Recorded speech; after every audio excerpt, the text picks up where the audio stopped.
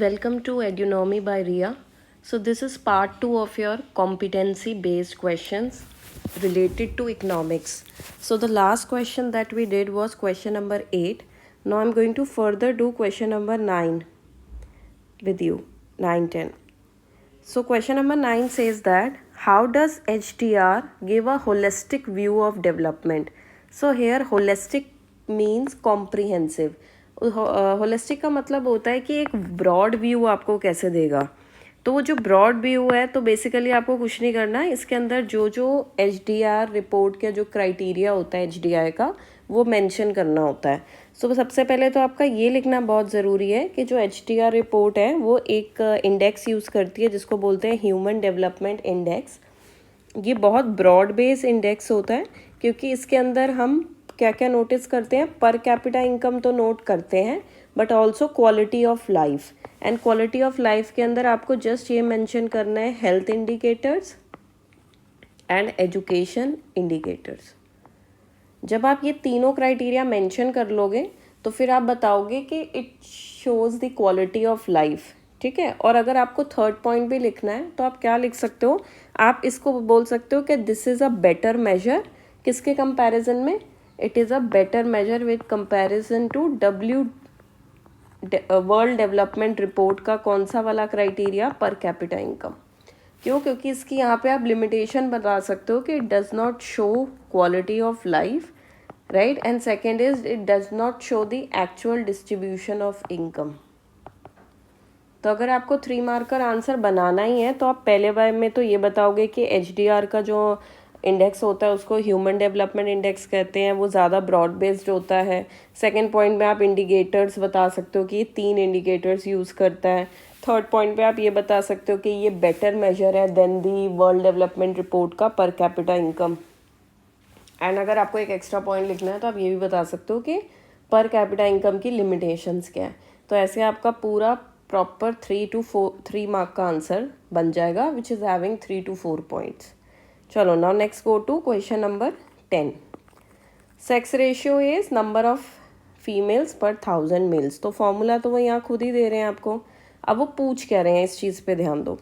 Odisha has a better sex ratio than Madhya Pradesh. पता चल रहा है यहाँ 972 का क्या मतलब है कि 972 विमेन है अपॉन 1000 मेन कंपैरेटिवली. ठीक है. ऐसे मध्य प्रदेश में 919 विमेन है. All other indicators being equal मतलब और जितने भी इंडिकेटर्स होते हैं कंपेयर करने के लिए वो सब सेम है. How does this affect HDI of the 2 state. तो अगर आपने अभी ऊपर ही ये आंसर ध्यान से सुना होगा तो आपको कहीं पे सेक्स रेशियो वाला एक कुछ भी मेजरमेंट यहाँ पे नज़र आ रहा है. ना तो हेल्थ में नज़र आएगा ना एजुकेशन में नज़र आएगा क्योंकि sex ratio is a demographic indicator. Demographic का क्या डेमोग्राफिक वर्ड यूज़ किया मैंने. डेमोग्राफिक का मतलब होता है रिलेटेड टू पॉपुलेशन. तो HDI में कोई भी पॉपुलेशन से रिलेटेड नंबर से रिलेटेड इंडेक्स नहीं होता. तो this is not going to affect HDI. कोई इफेक्ट नहीं है. तभी ये 1 मार्क का आंसर है क्योंकि इसका आंसर ही यही है कि इसमें कोई इफेक्ट नहीं है क्योंकि HDI के इंडिकेटर्स फिर बता सकते हो कि 3 इंडिकेटर्स होते हैं और उसमें सेक्स रेशियो कोई इंडिकेटर नहीं होता. Question number 11. अच्छा क्वेश्चन है ये वाला क्वेश्चन. आपकी बुक में एक बॉक्स दे रखा है चैप्टर नंबर 1 से वहाँ से रिलेटेड लग रहा है. टेबल शोज 2 कंट्रीज़ हैं A B है सिटीज़न 1 सिटीज़न 2. क्या कह रहे हैं. Calculate per capita income.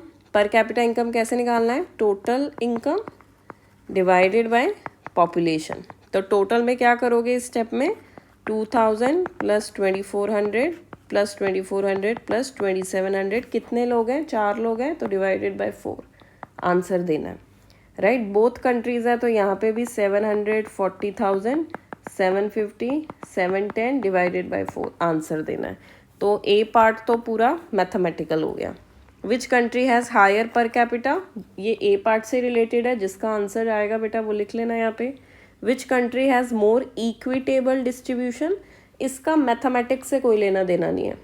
It is purely observation based in this question. Equitable मतलब सबके पास लगभग एक जैसे पैसे हैं. तो यहाँ पे आप देखो सबके पास लगभग सेम ही अमाउंट 2000 to 3000 के बीच में पैसे आ रहे हैं. जबकि आप कंट्री बी को अगर आप नोटिस कर रहे हो तो एक इंसान के पास 40,000 है, बहुत ज़्यादा अमाउंट है, और बाकी सबके पास 700 की कैटेगरी है।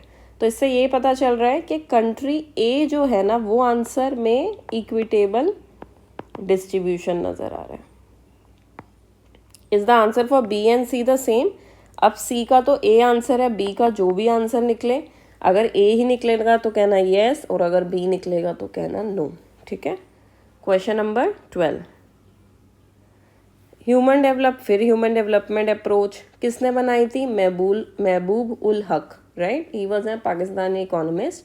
तो वो ये बताता है कि whether people are able to be and do desirable things in life, मतलब क्या लोगों के पास इतना फ्रीडम, इतने रिसोर्सेज और इतना चॉइस मिला हुआ है कि वो जो करना चाहते हैं वो करें। The freedom of choice is central, सबसे इंपॉर्टेंट होता है। For example, someone choosing to be hungry क्योंकि आज उसका फास्ट है, is very different from someone who is hungry क्योंकि वो खाना अफोर्ड नहीं कर सकता। तो मतलब यहाँ दो लोगों की बात कर रही हैं, ये भी हंग्री है बट इसका रीज़न ये है क्योंकि इसने खुद से फास्ट रखा है विलिंगली। ये भी हंग्री है लेकिन ये विलिंगली नहीं है बिकॉज इसके पास नो मनी या फिर नो फूड कह सकते हो। तो दोनों सिचुएशन में हंग्री तो है बट उसके जो रीजंस हैं वो बहुत डिफरेंट है दोनों में। तो आप भी कोई ऐसा एग्जाम्पल दो जिससे पता चले freedom of choice. Freedom of choice मतलब यहाँ इसको चॉइस मिल रखी है, इसके पास फ्रीडम है खाना खाने का या ना खाने का, बट इसके पास नहीं है। तो सिचुएशन ए में तो फ्रीडम ऑफ चॉइस है बट बी में नहीं है। सेम पैटर्न पे आपको भी एक आंसर देना है। तो एक आंसर मैं ही दे देती हूँ आपको, इजी है, समझ आ जाएगा आपको। सपोज करो दो इंसान हैं इस, ठीक है, he is not working by choice. Why? Because he is preparing for some entrance exam, या फिर मैं कह सकती हूँ फॉर सम हायर स्टडी, या वो कोई अभी स्किल डेवलपमेंट का कोर्स कर रहा है। मतलब इसकी जॉब लग सकती है बट ये विलिंगली नॉट वर्किंग है by choice, not working by choice because he has to prepare for some exam. And this person, he is also not working but it is because he is not getting a job. अब वो कोई भी कारण हो सकता है कि he is less educated, he is not having that skill.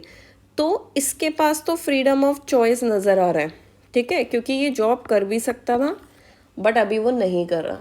इसके पास नो चॉइस है, ठीक है, ये अपनी मर्जी से अनएम्प्लॉयड नहीं है, इसकी सिचुएशन ऐसी है या फिर कोई चीज़, कोई ऐसा रीज़न है जिसकी वजह से इसको जॉब नहीं मिल रही है।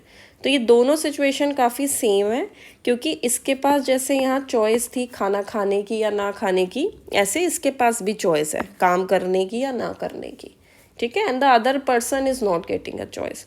So you can just frame it in English and right this example, this will work.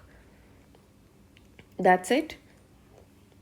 ये इकोनॉमिक्स, यहाँ पे भी आंसर की में ये आंसर्स दे रखे हैं बट जो लॉजिक बिहाइंड है, because you can not cram the entire social science syllabus और आप वहाँ जाके आप कंफ्यूज हो जाओगे।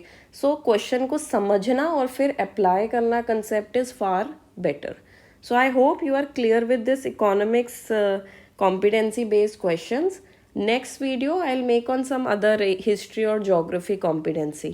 Thank you so much for watching. Thank you.